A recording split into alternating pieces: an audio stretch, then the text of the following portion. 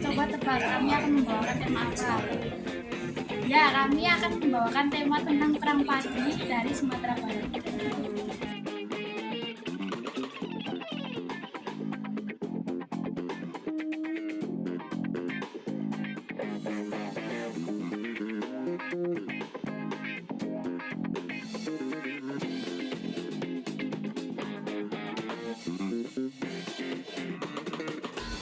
Perang Padri merupakan perang yang dilakukan kaum Padri dan dipimpin oleh Tuanku Imam Bonjol. Hal ini diawali dari suatu gerakan yang terjadi di Minangkabau. Gerakan yang disebut Gerakan Padri ini terjadi di Minangkabau pada tahun 1803. Gerakan ini bukanlah suatu gerakan yang timbul begitu saja, tetapi merupakan kelanjutan yang tumbuh sejak lama dan meletus pada permulaan abad ke-19 secara dahsyat. Minangkabau merupakan suatu kerajaan yang dapat ditemukan banyak nagari, dengan kepala nagari sebagai pemimpin. Dalam hal pemerintahan, kepala nagari berkuasa penuh atas rakyatnya, sementara golongan ulama hanya diberi kuasa untuk mengatur upacara agama. Dalam kehidupan sehari-hari, golongan penghulu banyak melakukan hal-hal yang bertentangan dengan ajaran agama, seperti meminum tuak, menyembung ayam, berjudi, dan sebagainya. Golongan utama yang mengetahui hal itu pun selalu mencoba untuk menyadarkan perbuatan mereka, namun tidak berhasil. Hingga tiba saatnya di mana 3 ulama, yaitu Haji Miskin, Haji Sumanik, dan Haji Piobang kembali dari Mekah dan hendak menghajarkan aliran Wahabi di Minangkabau. Untuk merealisasikan cita-cita tersebut, mereka mendekati seorang ulama berwibawa, yaitu Tuanku Nan Renceh. Akhirnya mereka bersepakat untuk membentuk suatu pasukan. Hingga pada tahun 1803 mulai dilaksanakan rencana itu dan beribu-ribu pemuda telah siap melakukan pelatihan. Hingga dirasa pasukan sudah cukup kuat, dicetuskanlah satu golongan yang bernama Golongan Padri.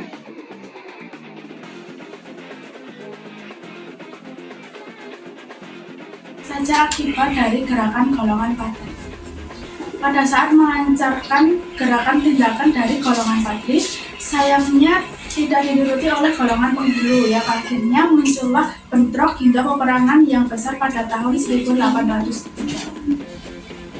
Gerakan golongan Padri. Setelah kuat, golongan Padri mulai melancarkan gerakan yang melarang tindakan yang tidak cocok dengan ajaran agama yang sayangnya tidak dituruti oleh golongan penghulu.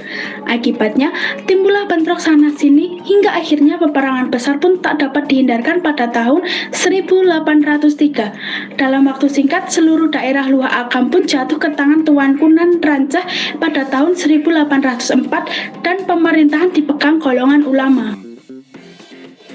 Adapun Panglima Padri di daerah tanah datar dipercayakan kepada Tuanku Lintau atau Saidi Muning. Tuanku Lintau menyuruh para prajuritnya untuk berpakaian serba putih. Selain itu, rambut kepalanya harus dicukur botak dan janggutnya dibiarkan tumbuh panjang. Kebiasaan itu pun diikuti oleh semua prajurit Padri. Sejak saat itu, cara tersebut menjadi ciri khas kaum Padri. Kekuasaan Tuanku Lintau melebar hingga seluruh nagari di tanah datar. Hanya saja pasukan kaum penghulu terus melawan dengan sengit.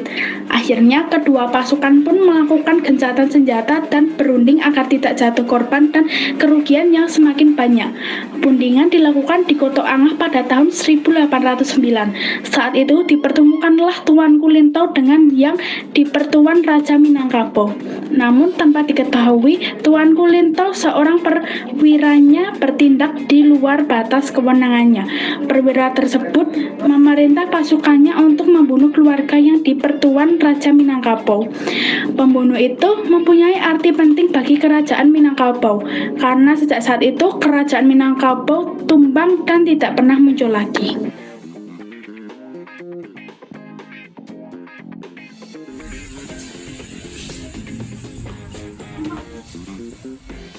Perang Padri periode pertama tahun 1821 sampai 1825.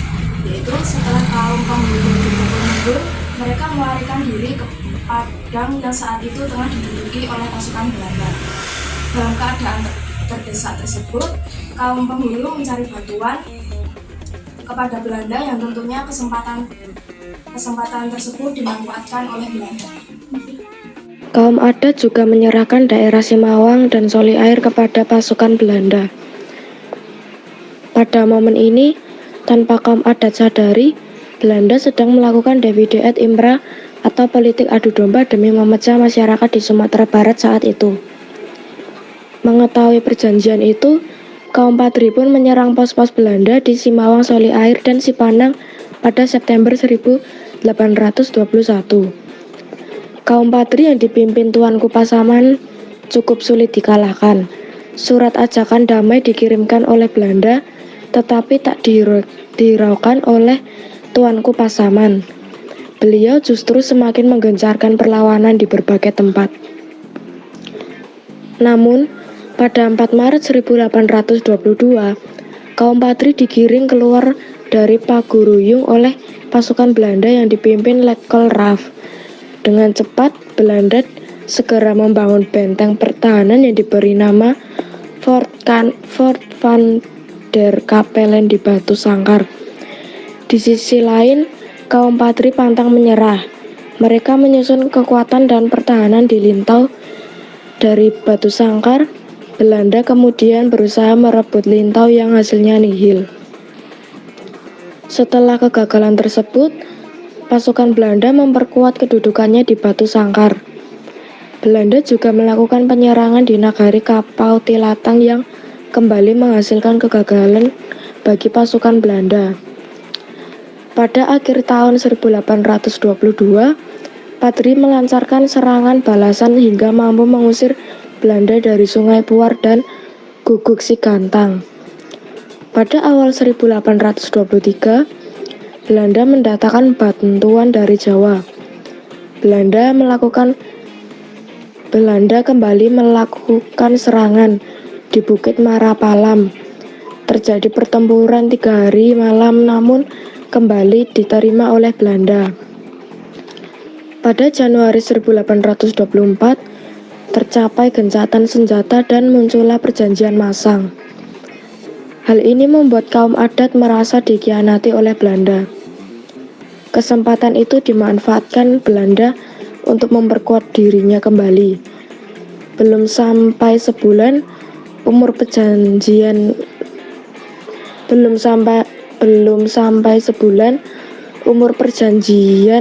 namun Belanda sudah kembali melakukan penyerangan dan membangun benteng Fort de Kock di daerah Bukit Tinggi. Pada akhir tahun 1824, Belanda berhasil menduduki daerah pusat Luhut, Agam, dan Tanah Datar.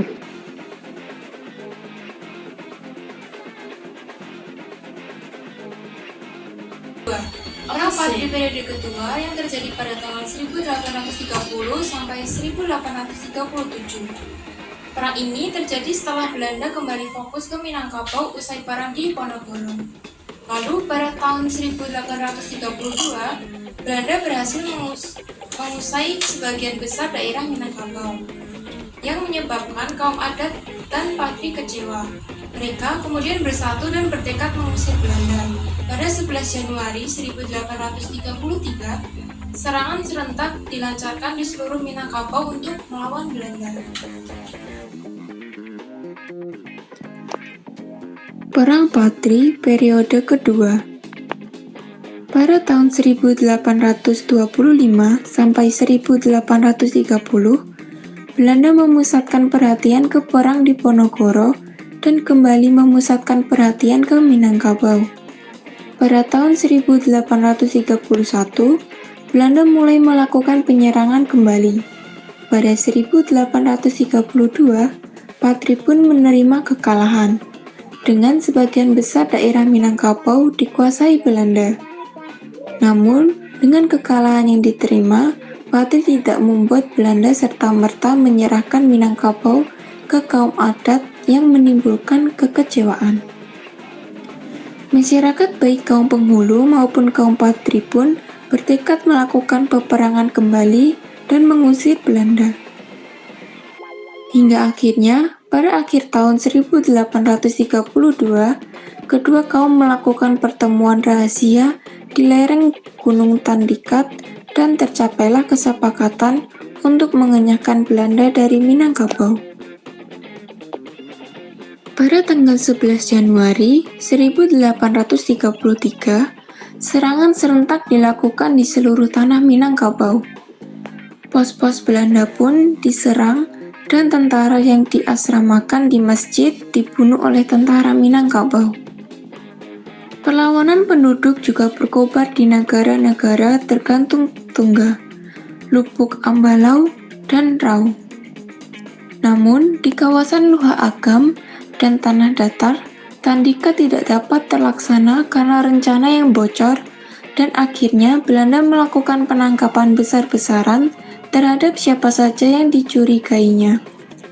Tentara Minangkabau terus melakukan peperangan, namun karena kurangnya persenjataan, mereka tidak dapat melakukan penyerangan besar-besaran.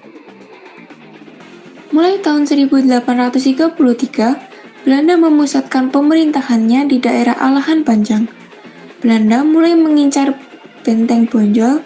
Untuk menghadapi Benteng Bonjol, Belanda telah mengadakan persiapan besar-besaran sejak akhir September 1833. Belanda juga berusaha untuk kembali menarik simpati dari kaum penghulu, namun berbuah nihil. Oleh karena itu, Belanda mendatangkan bantuan dari Jawa. Di bawah pimpinan Van den Bosch, Belanda mencoba mengepung Benteng Bonjol dengan 3 pasukan. Namun, ketiganya tidak berhasil karena menghadapi perlawanan sengit dari Minangkabau.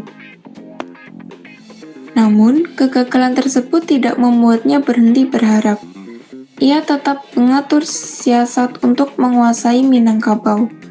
Belanda pun mengumumkan Plakat Panjang pada tanggal 25 Oktober 1833 yang berisi ajakan untuk berdamai. Selama 17 bulan berdamai, Belanda kembali mempersiapkan diri untuk perang. Mereka melakukan serangan mendadak dan berhasil mengusir Pantar dan Matur. Pada awal 1835, pertempuran besar tak dapat terhindarkan. Pada pertempuran itu, Belanda berhasil menguasai Benteng Sipisang. Lalu, pada masa 1835 sampai 1837 menjadi masa yang berat bagi Tuanku Imam Bonjol. Perlahan-lahan, Belanda menyusup dan melakukan penyerangan hingga pada tahun 1837, benteng pertahanan Tuanku Imam Bonjol dapat dikuasai Belanda. Bahkan, Tuanku Imam Bonjol berhasil ditipu dan ditangkap pada 28 Oktober 1837. Peperangan berlanjut sampai akhirnya benteng terakhir kaum Patri di Dalu-Dalu atau Rokan Hulu yang dipimpin oleh Tuanku Tambusai jatuh ke tangan Belanda pada 28 Desember 1838. Perang Patri pun dianggap selesai dengan kemenangan jatuh ke pihak kolonial Belanda. Sementara Tuanku Tambusai bersama sia-sia pengikutnya terpaksa pindah ke Negeri Sembilan yang berletak di Semenanjung Malaya. Kerajaan Pagaruyung akhirnya menjadi bagian Pak Nederlandika di bawah kendali Hindia Belanda.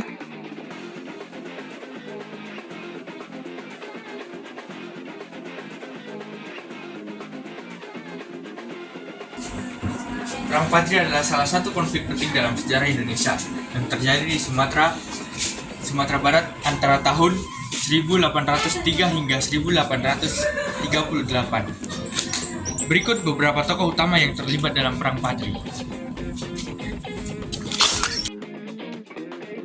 Berikut adalah tokoh-tokoh Perang Patri. Yang pertama, Tuanku Imam Bonjol. Tuanku Imam Bonjol adalah seorang ulama Minangkabau yang memimpin perlawanan terhadap kekuasaan adat dan kolonial Belanda. Ia berperan dalam mengorganisir perlawanan bersenjata dan memimpin gerilya melawan Belanda. Meski ia ditangkap dan diasingkan ke Pulau Ambon, tetapi perjuangannya menjadi simbol perlawanan bangsa Minangkabau terhadap penjajah Belanda. Yang kedua yaitu Tuanku Rau. Ia adalah salah satu pemimpin Padri yang memiliki pengaruh yang kuat di daerah Pasaman. Tuanku Rau memimpin perlawanan melawan Belanda dan berhasil merebut beberapa wilayah dari kekuasaan kolonial. Namun setelah berperan berakhir ia ditangkap dan diasingkan ke Pulau Banda. Yang ketiga yaitu Tuanku Pasaman. Tuanku Pasaman adalah pemimpin Padri yang mengorganisir perlawanan pribumi di daerah Pasaman, Sumatera Barat. Ia berhak membentuk pasukan yang kuat dan mengusir pasukan Belanda dari wilayahnya. Akan tetapi setelah itu, Tuanku Pasaman ditangkap dan diasingkan. Yang keempat yaitu Tuanku Tambusai. Tuanku Tambusai adalah seorang pemimpin Padri yang memiliki basis di daerah Riau. Tuanku Tambusai memimpin perlawanan melawan Belanda dan berhasil merebut beberapa wilayah di sekitar Riau. Kemudian ia ditangkap dan diasingkan. Yang kelima, Tuanku Nan Ranceh. Tuanku Nan Ranceh adalah salah satu tokoh perang Padri. Ia adalah adik dari Tuanku Imam Bonjol dan turut aktif dalam perlawanan melawan Belanda. Sosoknya memainkan peran penting dalam mengorganisir gerilya dan menyebabkan propaganda perang. Akan tetapi, setelah penumpasan perlawanan ia juga ditangkap dan diasingkan oleh Belanda. Cukup bukti. Atas kerjasamanya.